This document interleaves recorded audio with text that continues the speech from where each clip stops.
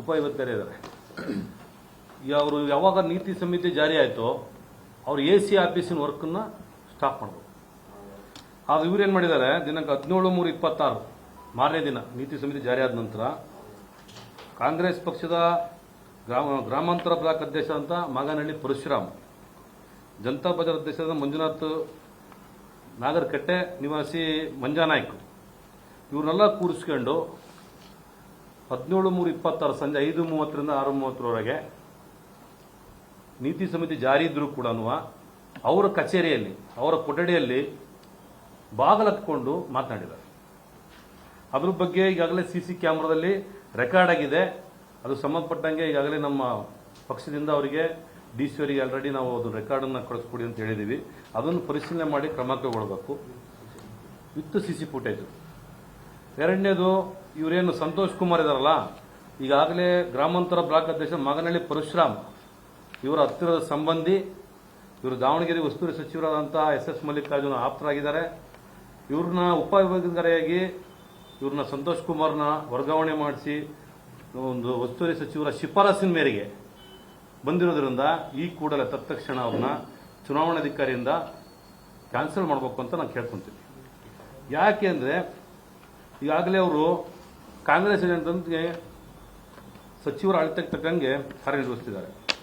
ನಿಮಗೆಲ್ಲ ಗೊತ್ತಿರೋ ಹಾಗೆ ದಿನಾಂಕ 23/26 ಪ್ರಭಾ ಮಲ್ಲಿಕಾರ್ಜುನ್ ಅವರು ಸಂಸದರು ಅವ್ರ ಮಗನಾದ ಸಮರ್ಥ ಶಾಮನೂರವರ ಒಂದು ನಾಮಪತ್ರ ಸಲ್ಲಿಕೆ ಬಂದಿದ್ದರು.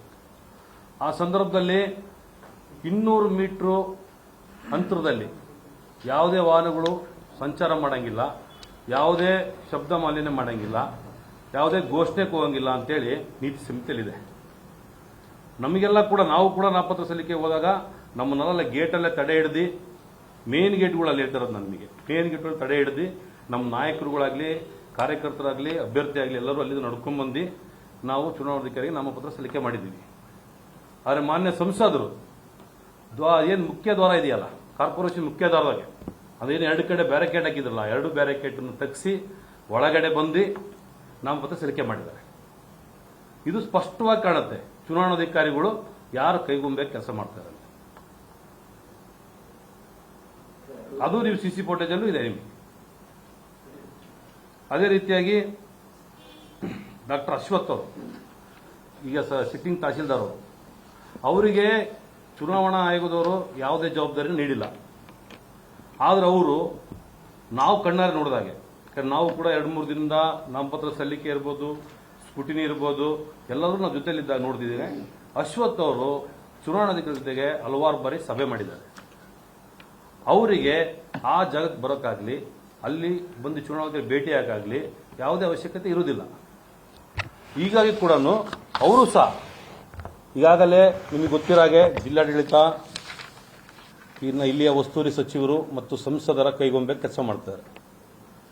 ಅಶ್ವಥ್ ಅವರು ಕೂಡ ಈಗಾಗಲೇ 2 ವರ್ಷದಿಂದ ಇಲ್ಲೇ ಸೇವೆ ಸಲ್ಲಿಸಿರೋದ್ರಿಂದ ಅವ್ರನ್ನು ಕೂಡ ತತ್ಕ್ಷಣವಾಗಿ ದಾವಣಗೆರೆಯಿಂದ ವರ್ಗಾವಣೆ ಮಾಡಬೇಕು. ಅದಕ್ಕೆ ಸಂಬಂಧಪಟ್ಟಂಗೆ ನಾವು ಇವತ್ತು ಜಿಲ್ಲಾಧಿಕಾರಿಗಳಿಗೆ, ರಾಜ್ಯ ಚುನಾವಣಾ ಆಯೋಗಕ್ಕೆ ಮನವಿಯನ್ನು ಸಲ್ಲಿಸ್ತಾ ಇದ್ದೀವಿ. ಅದೇ ರೀತಿ ನಮ್ಮ ಸಹೋದರರಾದಂಥ ಅಜಯ್ ಕುಮಾರ್ ಸರ್ ಹೇಳಿದ್ರು ಈಗ ಪ್ರದೀಪ್ ಈಶ್ವರ್ ಬಗ್ಗೆ. ಅವರು ಅದರಲ್ಲಿ ಉಲ್ಲೇಖ ಮಾಡಿದ್ದಾರೆ, BJPಯವರು ಮುಸ್ಲಿಂ ಮಹಿಳೆ ಬಗ್ಗೆ ಕೀಳಾಗಿ ನೋಡ್ತಾರೆ ಅಂತೇಳಿ. ಅವರಿಗೆ ನಾನು ಹೇಳಕ್ಕೆ ಇಷ್ಟಪಡ್ತೀನಿ, ಪ್ರದೀಪ್ ಈಶ್ವರ್ ಅವರಿಗೆ, ಈ ದೇಶದ ಅತ್ಯುನ್ನತವಾದಂಥ ರಾಷ್ಟ್ರಪತಿ ಹುದ್ದೆಯನ್ನು ಇವತ್ತು ಯಾರಾದರೂ ಕೊಟ್ಟಿದ್ರೆ ಅದು ಬುಡಕಟ್ಟು ಜನಾಂಗದ ಮಹಿಳೆಗೆ, ನಿಮಗೆಲ್ಲ ಗೊತ್ತಿರಾಗೆ ದ್ರೌಪದಿ ಮುರ್ಮು ಅವರಿಗೆ ಬಿಜೆಪಿ ಅವರು ಬಿಟ್ಟಿರೋದು. ನಾವು ಯಾವತ್ತೂ ಕೂಡ ಹಿಂದೂ ಧರ್ಮ, ಮುಸ್ಲಿಂ ಧರ್ಮ, ಸಿಖ್ ಧರ್ಮ, ಬೌದ್ಧ ಧರ್ಮ ಮಹಿಳೆಯರಂತೆಲ್ಲೂ ನಾವು ನೋಡಿಲ್ಲ. ನಾವೆಲ್ಲರನ್ನೂ ಸಹೋದರರ ಥರನೇ ಟ್ರೀಟ್ ಮಾಡೋದು. ಇವತ್ತಿನ ದಿನ ಬೇಷರತ್ತಾಗಿ ಪ್ರದೀಪ್ ಈಶ್ವರು ಮಹಿಳೆಯರಿಗೆ ಅವಮಾನ ಮಾಡಿದ್ದಾರೆ. ಅದರಾಗೂ ನಮ್ಮ ಅಲ್ಪಸಂಖ್ಯಾತ ಮುಸ್ಲಿಂ ಮಹಿಳೆಯರಿಗೆ ಅವಮಾನ ಮಾಡಿದಿರಿ. ನಾ ಈ ಒಂದು ಪತ್ರಿಕಾಗೋಷ್ಠಿ ಮುಖಾಂತರ ಹೇಳೋದೇನೆಂದ್ರೆ, ದಯಮಾಡಿ ಎಲ್ಲಿದ್ದೀರ ನೀವು ಅಲ್ಲಿದ್ದರೆ ಬೇಷರತ್ತ ಕ್ಷಮೆ ಕೇಳಬೇಕಂತೇಳಿ ನಾನು ಕೋರ್ತೇನೆ. ದುರ್ಬಳಕೆ ಮಾಡ್ಕೊಳ್ತಾ ಇದ್ದಾರೆ. ಇದ್ರ ವಿರುದ್ಧವಾಗಿ ನಾವು ಕಂಪ್ಲೇಂಟ್ ಅನ್ನ ಲಾರ್ಜ್ ಮಾಡಿದ್ದೀವಿ. ಅದನ್ನ ಜಿಲ್ಲಾಧಿಕಾರಿಗಳಾಗಿರ್ಬೋದು, ಸಂಬಂಧಪಟ್ಟ ಚುನಾವಣಾ ಆಯೋಗದವರಾಗಿರ್ಬೋದು, ಅದನ್ನ ತಕ್ಷಣ ಶಿಸ್ತು ಕ್ರಮ ತಗೊಳ್ಬೇಕು ಅಂತ ಕೇಳ್ಕೊಳ್ತೀವಿ.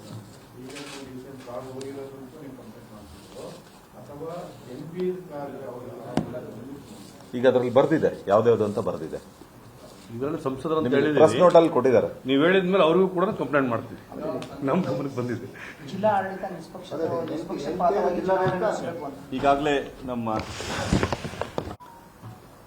ದಾವಣಗೆರೆ ದಕ್ಷಿಣ ಕ್ಷೇತ್ರದ ಏನು ಚುನಾವಣೆ ನಡೀತಾ ಇದೆ, ಇದು ನಿಷ್ಪಕ್ಷವಾಗಿ ನಡೀತಾ ಇಲ್ಲ. ಇಡೀ ಜಿಲ್ಲಾ ಆಡಳಿತವನ್ನು ದುರುಪಯೋಗ ಮಾಡಿಕೊಂಡು ಚುನಾವಣೆಯನ್ನು ಹಿಂಬಾಗಿಲಿನ ಗೆಲ್ಲುವಂಥ ಯೋಜನೆಯನ್ನು ಜಿಲ್ಲಾ ಉಸ್ತುವಾರಿ ಸಚಿವರು ಮಾಡಿದ್ದಾರೆ. ಅದಕ್ಕೆ ಸಾಕ್ಷಿ ಅನ್ನೋಂಗೆ ಈಗಾಗಲೇ ಹೇಳ್ದಂಗೆ ಸಂಸದರ ಕಾರು ಯಾವ ಕಾನೂನು ಉಲ್ಲಂಘನೆ ಮಾಡಿ ಕಾರ್ಪೊರೇಷನ್ನ ಪ್ರವೇಶ ಮಾಡಿದೆ. ಇದರ ಜೊತೆಗೆ ಅವತ್ತೇನು ಯಾವ ಕಾರಲ್ಲಿ ಬಂದಿದ್ರು ಆ ಕಾರಿನ ಹಿಂಭಾಗದ ನಂಬರ್ ಪ್ಲೇಟ್ ಇರಲಿಲ್ಲ. ಕಾರಿಗೆ ಕೇವಲ ಮುಂಭಾಗದ ಮಾತ್ರ ನಂಬರ್ ಪ್ಲೇಟ್ ಇತ್ತು, ಹಿಂದ್ಗಡೆ ನಂಬರ್ ಪ್ಲೇಟ್ ಇರಲಿಲ್ಲ. ಈ ತರದ ಅನೇಕ ಉದಾಹರಣೆಗಳು ಇದಾವೆ. ಏನು ಸರ್ಕಾರಿ ವ್ಯವಸ್ಥೆಯನ್ನು ದುರುಪಯೋಗ ಮಾಡಿಕೊಳ್ಳುವಂತಹ ಅಧಿಕಾರಿಗಳು ಹೆದರಿಸಿ ಬೆದರಿಸಿ ಅವರ ತಾಳಕ್ಕೆ ತಕ್ಕಂಗೆ ಬಳಸುವಂತ ಎಲ್ಲ ಲಕ್ಷಣಗಳು ಕಾಣ್ತಾ ಇದ್ದಾವೆ.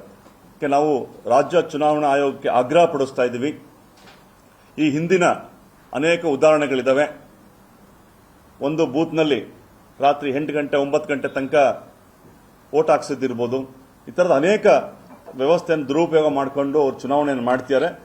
ಹಾಗಾಗಿ ಇದು ಅತ್ಯಂತ ಸೂಕ್ಷ್ಮವಾಗಿರುವಂಥ ಕ್ಷೇತ್ರ ಅಂತ ಪರಿಗಣಿಸಿ ಇಲ್ಲಿರುವ ಅಧಿಕಾರಿಗಳು 2 ವರ್ಷ 3 ವರ್ಷದಾಗಿರೋರು ಬಹಳಷ್ಟು ಜನ ಇದ್ದಾರೆ. ದಾವಣಗೆರೆ ಕಾರ್ಪೊರೇಷನ್ ಕೆಲಸ ಮಾಡಿದಂಥ ಕಮಿಷನರ್ 3 ವರ್ಷ ಆಗಿದೆ, ಅವರನ್ನ ಡೂಡಾಗೆ ಬದಲಾವಣೆಯನ್ನು ಮಾಡಿದ್ದಾರೆ. ಅವರೂ ಸಹ ಕಾನೂನು ರೀತಿಯಿಂದ 2 ವರ್ಷದ ಮೇಲೆ ಚುನಾವಣೆ ನಡೆಯುವಂಥ ಕ್ಷೇತ್ರದಲ್ಲಿ ಕೆಲಸ ಮಾಡಲಿಕ್ಕೆ ಬರೋದಿಲ್ಲ. ಅವರನ್ನೂ ಸಹ ಕೂಡಲೇ ಬದಲಾವಣೆ ಮಾಡಬೇಕು ಅಂತೇಳಿ ಆಗ್ರಹ ಪಡಿಸ್ತೀವಿ. ಹಾಗೆ ಅತ್ಯಂತ ಸೂಕ್ಷ್ಮವಾಗಿ ಇದನ್ನು ಪರಿಗಣಿಸಿ ಕ್ಷೇತ್ರವನ್ನು ಶಾಂತಿಯುತವಾಗಿ ಸುವ್ಯವಸ್ಥಿತವಾಗಿ ನ್ಯಾಯಪರವಾಗಿರುವಂತಹ ಚುನಾವಣೆ ನಡೆಸಬೇಕು ಅಂತೇಳಿ ಚುನಾವಣೆಗೆ ಆಗ್ರಹ ಪಡಿಸ್ತಾರೆ. ಸುಮ್ಮನೆ ಬಾರಪ್ಪ ಯಾರು ಹೇಳಿದ್ರು ಬಾಬು ಸ್ಟೇಷನ್ಗೆ ಬಾ ಅಂತೇಳಿ ಎದುರಿಸ ಪೊಲೀಸ್ ಇಲಾಖೆ ಕಡೆಯಿಂದ ಎದುರಿಸೋ ಪ್ರಯತ್ನ ಮಾಡ್ತಾರೆ. ಪೊಲೀಸ್ ಇಲಾಖೆ ಅವರು ಸಹ ನಾವು ಅವ್ರಿಗೂ ಈ ಮೂಲಕ ಕೇಳೋದೇನಪ್ಪ ಅಂದ್ರೆ ಅವರು ಸಹ ನಿಷ್ಪಕ್ಷವಾಗಿ ಕೆಲಸ ಮಾಡಲಿ. ಯಾಕೆ ಅವ್ರಿಗೆ ಯಾರಿಗೂ ಕಾಂಗ್ರೆಸ್ನವ್ರಿಗೆ ಯಾರಿಗೂ ಮಾಡ್ತಿಲ್ಲ, ಬಿಜೆಪಿ ಎದುರಿಸೋ ಪ್ರಯತ್ನ ಮಾಡಿ ಅವರು ಹಿನ್ನಡೆ ಆಗಲಿ ಅನ್ನೋ ಉದ್ದೇಶದಿಂದ ಈ ತರ ಮಾಡ್ತಾ ಇದ್ದಾರೆ ಸರ್. ಅವ್ರು ಮಾಡಿದ್ದಾರೆ, 1-2-3 ಕೇಳೋಣ ಅಂತೇಳಿ ಯುವ ಮೋರ್ಚಾ ಅವ್ರಿಗೆ ಫೋನ್ ಮಾಡಿದ್ದಾರೆ ಸರ್.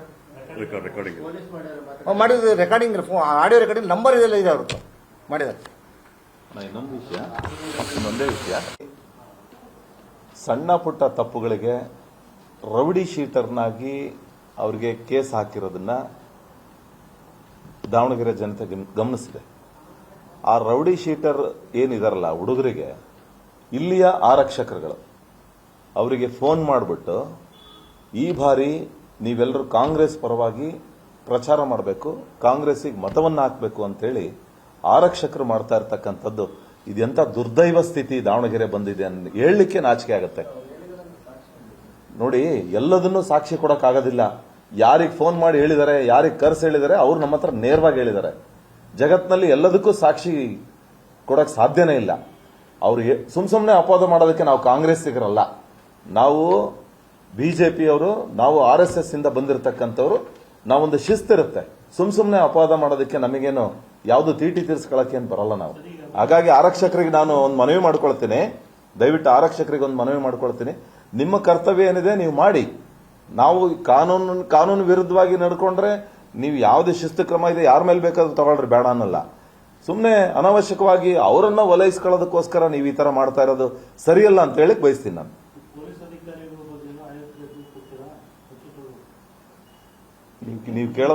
ನೀವು ಕೇಳದಂಗೆ ಅವರು ಅಣ್ಣ ನಮ್ಮ ಹೆಸರು ಹೇಳ್ಬೇಡ್ರಿ, ನಮ್ಗೆ ಹೇಳಿದ್ರೆ ಮತ್ತೆ ತೊಂದರೆ ಕೊಡ್ತಾರೆ ನಮಗೆ ಅಂತೇಳಿ ಪಾಪ ಎದರ್ಕಂತ ನನಗೆ ಹೇಳಿದ್ದಾರೆ. ಹಂಗಿದ್ಮೇಲೆ ನಾನೇನಾದ್ರೂ ಅವ್ರ ಹೆಸರು ಹೇಳಿ ಅವ್ರ ಹೆಸರು ಮೇಲೆ ಕಂಪ್ಲೇಂಟ್ ಕೊಟ್ಟಿದ್ದೆ ಆದ್ರೆ ಮತ್ತೆ ಇನ್ನೂ ಟಾರ್ಚರ್ ಮಾಡ್ತಾರೆ ಅವ್ರಿಗೆ ಪಾಪ.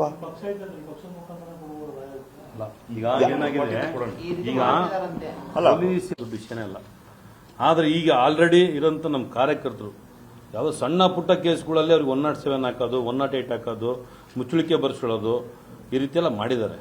ನಾವಿವತ್ತು ಅವರಿಗೆ ಕಂಪ್ಲೇಂಟ್ ಕೊಟ್ವಿ ಅಂದ ತಕ್ಷಣ, ಈ ಚುನಾವಣೆ ಆದ ತಕ್ಷಣ ಅದ್ರ ಪರಿಣಾಮ ಬೇರೆ ತರ ಆಗುತ್ತೆ. ಆ ಕಾರಣಕ್ಕೋಸ್ಕರ, ಒಂದೇ ಕಾರಣಕ್ಕೋಸ್ಕರ ಇವತ್ತು ನಮ್ಗೆ ಯಾರು ಪೊಲೀಸ್ ಇಲಾಖೆ ಅಂತ ಯಾರ್ಯಾರು ಅಧಿಕಾರಿಗಳು ಅಂತ ನಮಗೆ ಗೊತ್ತಿದೆ. ಅವ್ರಿಗೆ ಈ ಒಂದು ಗೋಷ್ಠಿ ಮುಖಾಂತರ ಹೇಳ್ತಿರೋದು ನಾನು, ದಯಮಾಡಿ ನೀವು ಇಲ್ಲಿರೋಂಥ ವಸ್ತುರ ಸಚಿವರಿಗೆ, ಸಂಸದರಿಗೆ ನೀವು ಅಳತೆಗೋಲ ಕೆಲಸ ಮಾಡೋ ಬದಲಿ ಪ್ರಾಮಾಣಿಕವಾಗಿ ಕೆಲಸ ಮಾಡ್ರಿ. ಪ್ರಾಮಾಣಿಕವಾಗಿ ನೀವು ಕೆಲಸವನ್ನು ಮಾಡಿ ಅಂತ ಹೇಳ್ತಿದ್ದೀನಿ. ಯಾಕೆಂದ್ರೆ ಈಗ ಆಡಳಿತಾರೂಢ ಪಕ್ಷ ಇರೋದ್ರಿಂದ ಸರ್ವೇ ಸಾಮಾನ್ಯ ನೀವು ಮಾಡಲೇಬೇಕು, ಅದನ್ನು ಅತಿರೇಕವಾಗಿ ಮಾಡೋದು ಬೇಡ ಅಂತೇಳಿ ಆ ಒಂದು ಕಾರಣಕ್ಕೋಸ್ಕರ ನಾವು ಈ ಪೊಲೀಸ್ ಇಲಾಖೆಗೆ ನೇರವಾಗಿ ನಾವು ಕಂಪ್ಲೇಂಟ್ ಕೊಟ್ಟಿಲ್ಲ. ಅದು ಇದನ್ನು ಹೆಚ್ಚಾಗಿ ನೀವು ಮಾಡ್ಕೊಂಡು ಹೋದ್ರಂದ್ರೆ ಇನ್ನು ಮುಂದಿನ ದಿನಮಾನದಲ್ಲಿ ನಾವು 100% ನಾವು ಕಂಪ್ಲೇಂಟ್ ಕೊಡ್ತೀವಿ.